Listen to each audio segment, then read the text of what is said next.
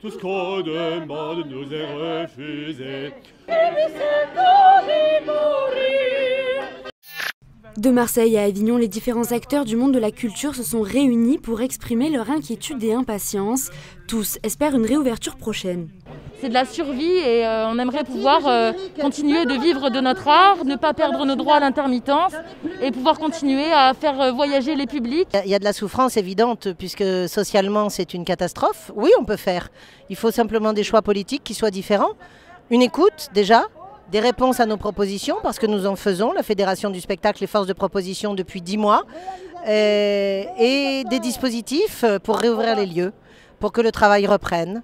Difficile de donner une date, en tout cas nous prenons des initiatives. Nous avons pris l'initiative de décréter l'urgence culturelle, le maire l'a exprimé il y a quelques semaines de cela.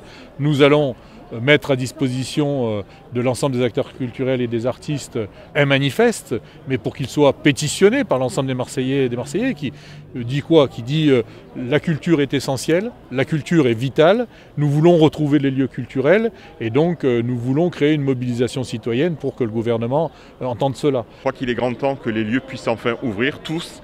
On sait qu'il y a des protocoles sanitaires qui ont été mis en place et qui sont respectés.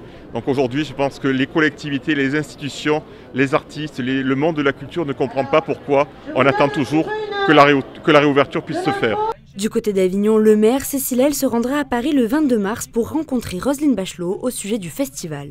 Nous souhaitons simplement des perspectives claires sur les mois qui arrivent et notamment évidemment les festivals parce que pour l'instant il y a eu quelques annonces qui ont été faites aussi mais on aimerait savoir aussi les conditions du festival s'il a lieu.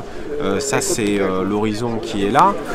Ça conditionne énormément de choses, l'arrivée des compagnies, la tenue évidemment tout simplement du festival parce que sans compagnie il n'y aura pas de festival et on sait qu'il y aura des restrictions probablement de jauge, donc dans quelle mesure, etc. etc. Parce que le public suivra. Le public suivra, etc.